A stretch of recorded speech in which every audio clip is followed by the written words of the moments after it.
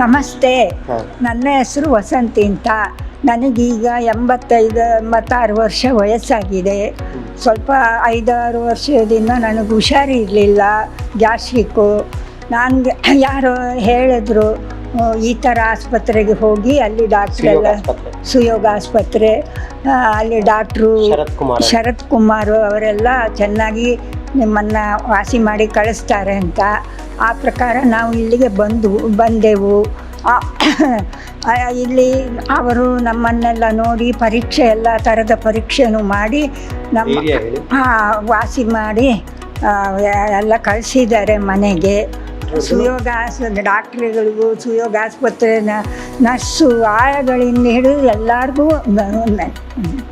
ನಮ್ಮ ತಾಯಿಯವರು ಇವ್ರಿಗೆ ವಸಂತಿ ಅಂತ, ಇವ್ರಿಗೆ 86 ವರ್ಷ ಆಗಿದೆ ಈಗ.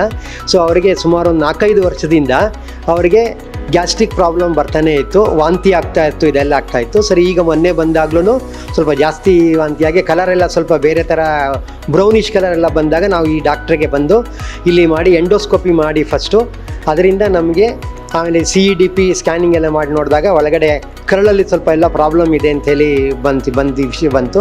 ಹಾಗಾಗಿ ನಾವು ಶರತ್ ಕುಮಾರ್ ಡಾಕ್ಟ್ರು ನಮಗೆ ಟ್ರೀಟ್ಮೆಂಟ್ ಕೊಟ್ಟು, ತುಂಬ ಒಳ್ಳೆ ಡಾಕ್ಟ್ರು ಇವರು, ತುಂಬ ಚೆನ್ನಾಗಿ ನಮ್ಮನ್ನು ಟ್ರೀಟ್ಮೆಂಟ್ ಕೊಟ್ಟು ಮಾಡಿ ಆಪ್ರೇಷನ್ ಮಾಡಿ ಅವ್ರು ಧೈರ್ಯ ಹೇಳಿದ್ರು.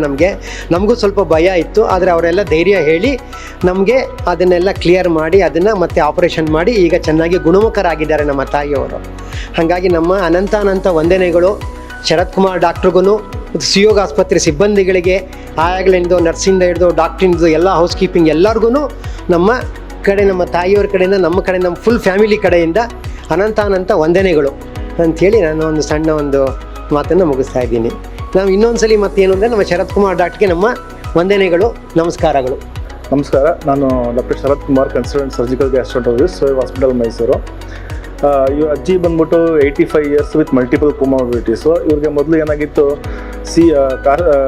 ಸರ್ವಿಕ್ಸ್ ಕ್ಯಾನ್ಸರ್ ಆಗಿ ಅವ್ರಿಗೆ ಕೀಮೋ ರೇಡಿಯೇಷನ್ ಎಲ್ಲ ಆಗಿತ್ತು 25 ಇಯರ್ಸ್ ಬ್ಯಾಕು.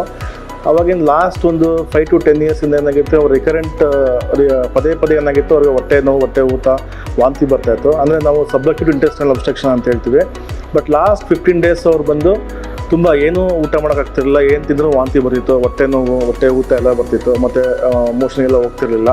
ಸೊ ನಮ್ಮ ಹತ್ರ ಬಂದಾಗ ನಾವು ಏನಿರ್ಬೋದು ಅಂತ ನೋಡಿ ಎಲ್ಲ ಎವ್ಯಾಲ್ಯೂಯೇಟ್ ಮಾಡಿದ್ವಿ. ಒಂದು CT ಸ್ಕ್ಯಾನ್ ಮಾಡಿದಾಗ ಅಲ್ಲಿ ಗೊತ್ತಾಯಿತು ಸ್ಮಾಲ್ ಬೌಲ್, ಅಂದರೆ ಸಣ್ಣ ಕರಳು ಬ್ಲಾಕ್ ಇದೆ ಅಂದ್ಬಿಟ್ಟು. ಆಗ ಅಜ್ಜಿ ನೋಡಿದ್ರೆ 86 ಇಯರ್ಸ್ ವಿತ್ ಮಲ್ಟಿಪಲ್ ಕೊಮಾರ್ಬಿಡಿಟೀಸ್ ಇರೋದ್ರಿಂದ ಸ್ವಲ್ಪ ರಿಸ್ಕ್ ತಗೊಂಡು ಇದು ಮಾಡಬೇಕಿತ್ತು. ನಾವು ರಿಸ್ಕ್ ತಗೊಂಡು ಒಂದು ಎಮರ್ಜೆನ್ಸಿ ಲ್ಯಾಪೋಟಮಿ, ಅಂದರೆ ಹೊಟ್ಟೆನ ಕೂದಿ ನೋಡಿ ಒಳಗಡೆ ಸಣ್ಣ ಕರಳು ಏನಂತೀವಿ, ಸ್ಮಾಲ್ ಇಂಟೆಸ್ಟೈನ್ ಬ್ಲಾಕ್ ಆಗಿತ್ತು. ಸೊ ಏನಾಗಿತ್ತು, previous surgery with chemo radiotherapy ಆಗಿರೋದ್ರಿಂದ ಎಲ್ಲ ಸಣ್ಣ ಕರಳುಗಳಲ್ಲೇ ಹೋಗಿ ಕಚ್ಕೊಂಡೆಲ್ಲ ಬ್ಲಾಕ್ ಆಗಿಬಿಟ್ಟಿತ್ತು. ಸೊ ನಾವು ಅದನ್ನೆಲ್ಲ ಮೆಟಿಕ್ಯುಲಸ್ ಆಗಿ ರಿಲೀಸ್ ಮಾಡಿ ಒಂದು 2 to 3 ಅವರ್ಸ್ ಸರ್ಜರಿ ಆಯಿತು. ಸರ್ಜರಿ ಸಕ್ಸಸ್ ಆಗಿ ಪೇಷಂಟು ಪೋಸ್ಟ್ ಆಪ್ರೇಟಿವ್ಲಿ ಸೆಕೆಂಡ್ ಡೇನ ಅವ್ರಿಗೆ ನಾವು ಊಟ ಕೊಡೋಕ್ಕೆ ಶುರು ಮಾಡಿದ್ವಿ. 3rd ಡೇಯಿಂದ ಓಡಾಡೋಕ್ಕೆ ಶುರು ಮಾಡಿದ್ರು. ಆಮೇಲೆ around 5th or 6th day ಪೇಷಂಟ್ನ ಡಿಸ್ಚಾರ್ಜ್ ಮಾಡಿದ್ವಿ.